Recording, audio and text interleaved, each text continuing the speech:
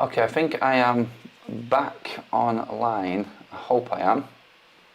I can't see anything at the moment, but yeah. Alright guys, I think I had complete failure there with the Wi-Fi connection. Just checking everything is alright. Hopefully I'm back. I've had to just start up a new stream there, guys. God. Oh God, something went wrong. I don't even think it was the Dominican Wi-Fi, to be honest. I think something went wrong with my software then for a minute. But yeah, we're back on. Sorry about that, everyone. And hopefully you can all join me again as we go back into what we was. A lot of people have dropped out. It is a completely new stream, guys. So bear with me a second while we just get some people in and get this running again. Yeah, so 2 streams just to start off the holiday. One of them completely went down wrong, but yeah, we were talking basically about what we're going on with Sir Jim Ratcliffe and the time scale of getting everything sorted ready for the summer. We're talking about the pre-season. We're talking about the time this review is going to take and how it's going to interfere with our summer and our plans and everything going on that side of things. It's a difficult situation for Ineos, and we all knew, it's like everyone wanted to fast forward the season and just get to the end so we can see what Ineos are going to do. And now I think just everyone's just at this heightened sort of like sense of, come on, let's get on with it. I want to see what's happening. I want to see the so-called dead players leave. I want to see how brutal Ineos can be. And then all of a sudden, all of the fan base turn around and start saying that they're the enemy because the Glazers are in charge. So, because they're actually on this panel looking into Ten Hag's season. I mean, we said it all along. Look, Ineos are in with the Glazers. The Glazers are mainly running the commercial side and their side, but the two of them work side by side in terms of how football runs. Success on the pitch brings the finances off it, and the power player is Joe Glazer still. We know this. Ineos are making the football decisions. They will be the ones driving this review and everything like that. And Joe Glazer will just be asking the question, look, how much money has Ten Hag lost us this summer? He would have probably sacked him off the back of that. Ineos are there and they're trying to break it down in a football way. Has something happened within this squad? Has Ten Hag spoken to Ineos behind the scenes that we don't know about and now agreed to play this coaching role where they're now going to take this to the next level and they're going to take the blame for the football side of things because Ten Hag is just the coach, he's not bringing in the players, so on and so forth. You understand what I mean by it? It's, I think personally, Ineos are actually keeping Ten Hag in a job right now, because if it was just down to the Glazers and the old regime, it would have been gone. I said it before, and like if you had us joining the stream right now, the other one collapsed. The software went down, sorry guys, error on my side of things, nothing to do with the Wi-Fi or anything like that. It was just complete meltdown from my side of things on the software, so I do apologise. But I did say I was going to get into the chat and get your comments in as well now. Let's see, when do you find out whether Erik Ten Hag continues or is sacked? I think by the end of this week we will know what's happening with Ten Hag. And it's just, for us, a patience, waiting game, and there's nothing else we can do. There is absolutely nothing else we can do but wait it out and hope that Ineos make the right decision. There are going to be some people upset with the decision when it happens, and there are going to be some people thinking that Ineos are moving forward and we're going in the right direction, whichever way it is, whether it's Ten Hag or not. Not everybody is going to be completely up and on with that decision. And that's the problem that we're going to have with the fan base. It's only going to be a united fan base when you see results happening on the pitch. What happens off the pitch is never going to please both parties. It's impossible. We know this. So we're just looking at these minor gains, what Ineos are doing, what they actually put in place for Manchester United to actually improve on the pitch. Is it the manager or the playing staff, the facilities, everything like this? This is what we all want to know, what comes first now, I think. Tired of reading people comparing 10th with Fergie or Busby. Absolute ridiculous, says Gray. Adam, put the Dominican mouse back in the Wi-Fi wheel. I seen that one, Jack. Thanks for that, mate. The old Wi-Fi jokes are coming out in full. Gotta expect it. I don't care anymore. Whatever happens, happens. I'll back either decision, says Stu. And this is what it gets you down to eventually. All of the delaying, all of this unknown, it just gets you as a United fan in a state where you're like, oh, just make any decision, and then it's not the right one. Like, we deserve more from Manchester United. I do believe that they do need to fill us in a little bit more with what is going on. I think that's what needs to happen. Obviously, they will in time, and hopefully there is a bit more communication with the fans. But a bit of communication, that's all it is. We just need Ineos to run Manchester United the way it should be run. It needs to be run like a football club, and they are doing that. And all of a sudden, people have got a big issue with it. Let's just get the news. We keeping the fraud, or are we sacking the fraud? We just need answers.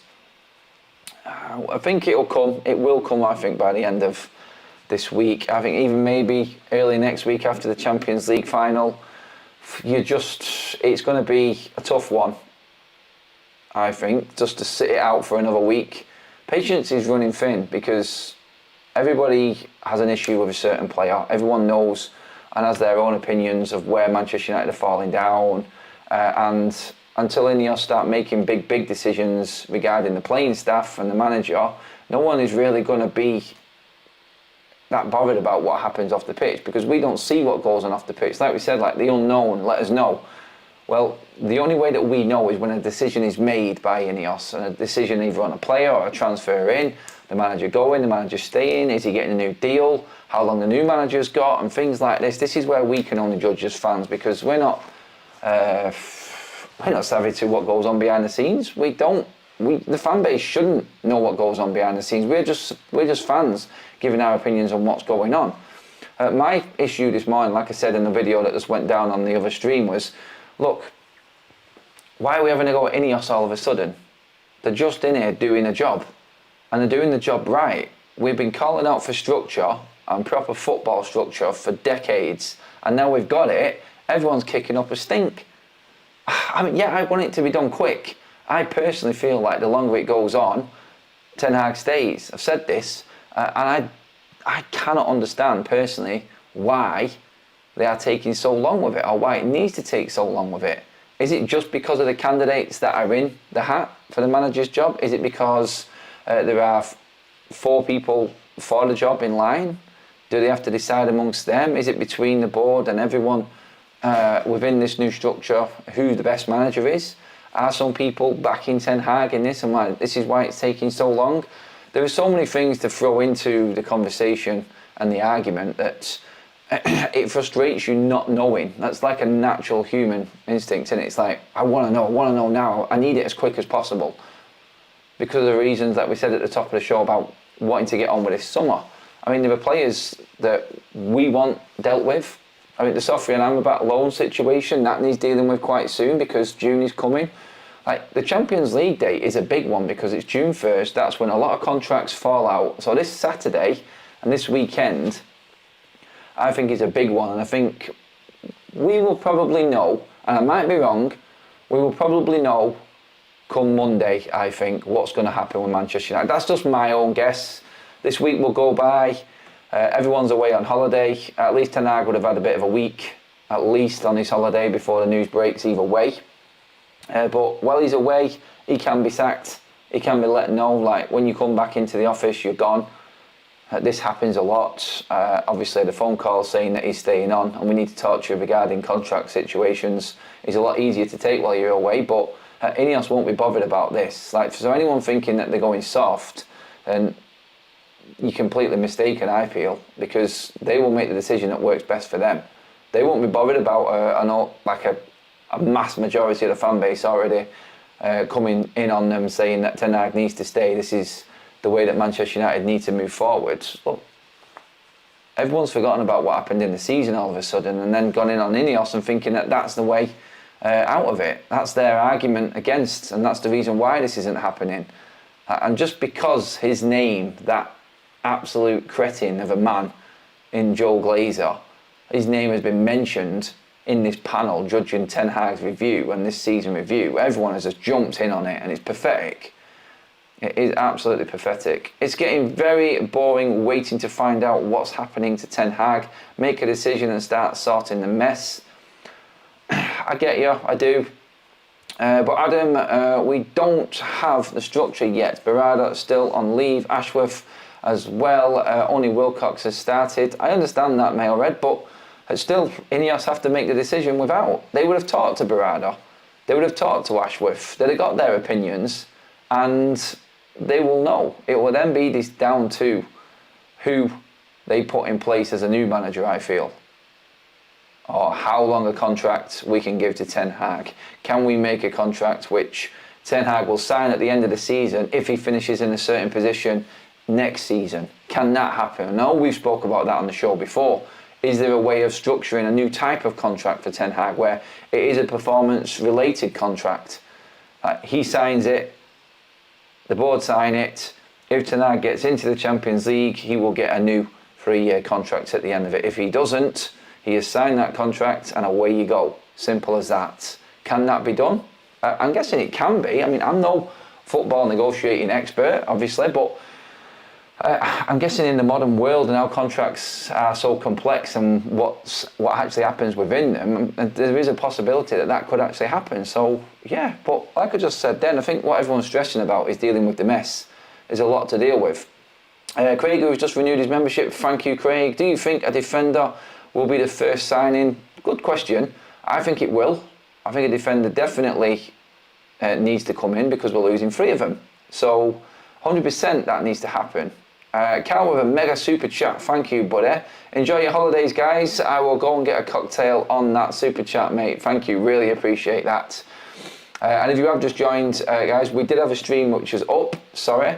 My software went down on my end here. So I've just rebooted exactly the same one again, just so we can carry on the conversation. Putting in the hours, putting in the hours, trying to give you guys content even while we're away. But just to clarify, like we will be doing shows as and when needed while we're away. Obviously, we need a break as well. I need a break. But we will still be picking up on every single bit of news and bringing content throughout. It may be not as scheduled as it usually is, but it will be there, guys, I promise you. And we will be all over what is going on. And when we come back, it's full throttle, absolutely full throttle, because everything is going on. And yeah, it's going to be an interesting one. I just said then, like, there's news about Casemiro, there's news about Marcus Rashford, obviously Mason Greenwood. I touched on that in the video yesterday before we took off. Mason Greenwood and Manchester United's so-called structure and regime, I hate that word, let's just call it a structure. Man United's new structure, trying to deal with the Mason Greenwood situation, that is a whole different ballgame altogether again now, because if we cannot get a deal sorted, I mean, the Getafe owner just came out not too long ago about Greenwood, saying that he's confident that he's going to stay, and now he said goodbye. Greenwood's going to be back on the pre-season tour.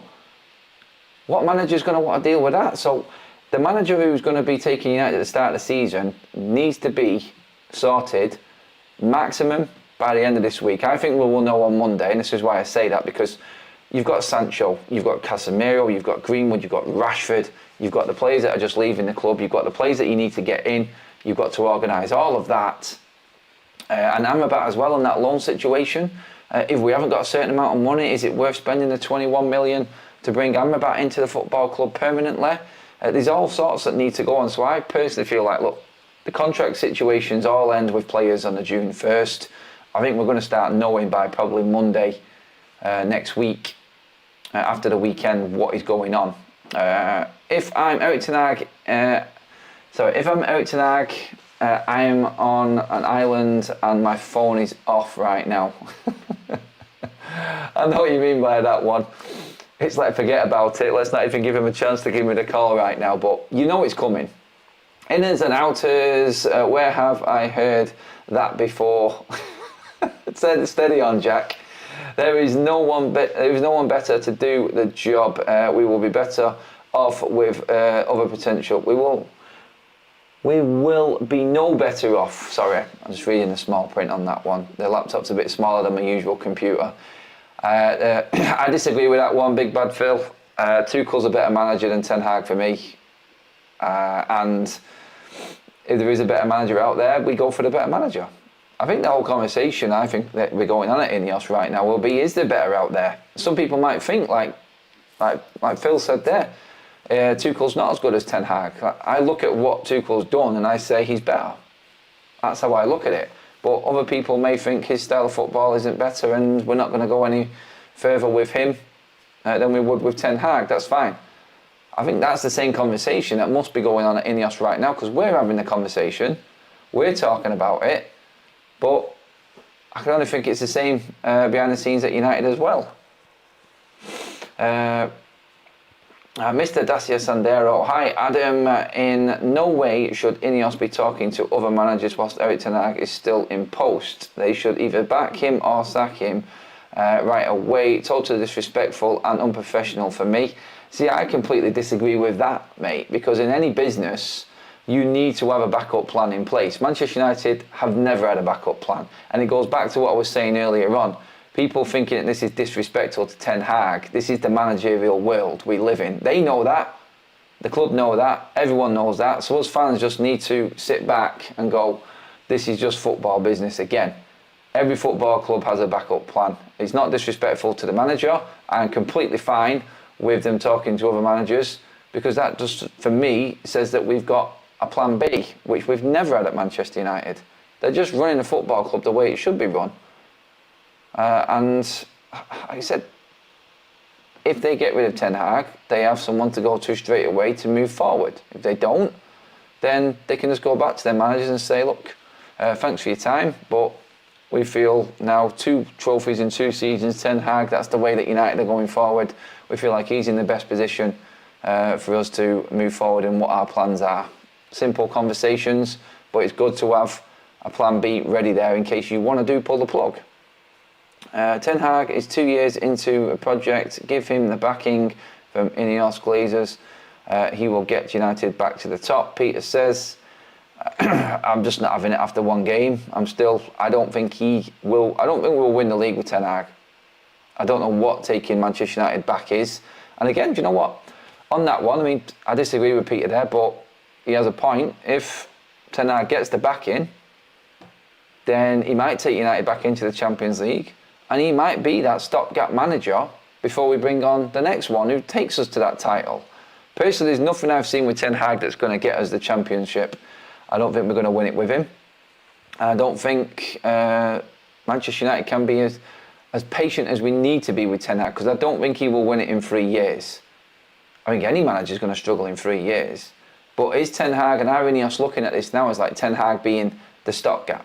Would you rather have Ten Hag over McKenna? Yes. Would you rather have Ten Hag over Potter, over Southgate, over De Zerbi? Yes, yes, yes. Because they're only going to be able to take United to that next level, which is qualification for the Champions League and in and amongst the top 4, I feel. That's my opinion. And maybe they're looking at that, like, better the devil we know, getting Ten Hag to that stage and then getting rid of him later down the line, bringing in the better manager that Manchester United need. Because it's all right saying that you don't know Ten Hag can develop into that championship winning manager. We don't know that, and that's a fair comment. But still, you've also got to look at the fact that everyone else in the Premier League, the toughest league in the world, is going nowhere. They're all going to improve as well. So you need that next level. There's no guarantee any of these managers we're talking about are going to get United in the top 4. So are Ineos looking at it going, Ten Hag has won trophies, he's won cups. Next season we're back in the Europa League. Can Ten Hag win us the Europa League? He most definitely can, because it looks like he is the master of winning the cups, not the league. The league is where we've fallen down this season badly. But the counter argument to that is, well, look what he did in the Champions League. Didn't really do well in that one, did he? So there's arguments for and against on any angle of this conversation with Ten Hag. And there are going to be people that completely disagree with me, completely disagree with what the clubs say. Fans arguing amongst themselves constantly, like what is best for the football club going forward. Guys, please give the video a like. We are grinding it out, trying to get through what was I'll say not a disaster, but a failure in the first stream. We've backed it up with another one. So effectively, we've already done 2 live streams today, and it is just gone 6:30 in the morning. And I've had no sleep, so I'm trying. Liverpool aren't improving with Arne Slot, BTEC, Erik ten Hag. Again, another opinion. Liverpool could drop off. It's the unknown. like for other clubs. And you just look at it and you go, Liverpool, City and Arsenal, I think will be in the top 4. I do. There's one place to fight for, and that's Chelsea, Newcastle, Aston Villa, Spurs, Manchester United. There's a lot to get over. Let's not forget where we finished. We are the 8th best team in the Premier League. You can moan about players being out injured all you want, but basically the only difference in that FA Cup final was Leacher. That was it. All the other players that played in that game have been pretty much available all the way through the season, for good chunks of it, compared to Leacher's injury. So think about that, and how Ten Hag hasn't managed to get Manchester United into a decent position in the Premier League. Short memories for a lot of people is all I say. You can be Eric Ten Hag in or Eric Ten Hag out, but we don't have to call each other idiots or having different opinions. Just respect each other's opinions, or I'll just start timing you out. Ooh, Stu has read the riot act in there. You better listen to him, people. He can get trigger happy. Sometimes he does it by mistake as well. See, this is what it's about, good debate. Mr Dacia Sandero, who I disagreed with a minute ago, comes back again. I agree, there has to be a plan in place, i.e. compiling a list of managers to talk to. Surely they should know whether they want to keep him before the cup final, ideally. I love the channel. Thanks for that, mate. Really appreciate that sort of comment. That's what good football chat is all about. We disagree, but we debate it. We talk about it and figure out another way. And let's not forget, Ineos and Manchester United didn't leak the news, or didn't bring that news out about us talking to other managers. They're just doing what a football club that's run properly should do, and getting everything in place that needs to be in place. It's a good sign, I think, that they have done this. I am actually impressed that they have, because it makes complete sense to me, and something that we've not had for a very, very long time at Manchester United, which is an organised backup plan. So, yeah, that's what we have to look at, and I think going into these next few days, we'll bring you the news that comes and anything that's interesting. There'll be some live shows, there'll be some quick pre-recorded stuff as well, guys. But like I said, again, we are on holiday as well, and we are going to enjoy our break. Hopefully, after this week, when we come back, we'll start getting the nitty-gritty and the real juicy news next week, and big decisions being made. But for now, guys, that is going to be it. The first stream, or the first 2 streams of the holiday done. Thank you so much for joining us. Different scheduling and everything like that. It's just going to be a bit mixed match. That's all going through this next week, guys, while we're away. But I really appreciate you all joining us and coming on and giving your opinions as always. Thank you to the super chats, renewed members as well. I'll probably catch up with you guys later. One way or the other, I'll let you know on a post or anything that's going on content-wise. We'll keep an eye on the news, and we'll break. Anything that breaks, we'll bring you your opinions and mine. We'll have a show and we'll get on with it. But it's time for breakfast for me. Time to see what the buffet's all about here in Dominican, and let's get our fill. But until later on, I'll see you later, everyone. I don't even know why I'm talking about a buffet, but hey.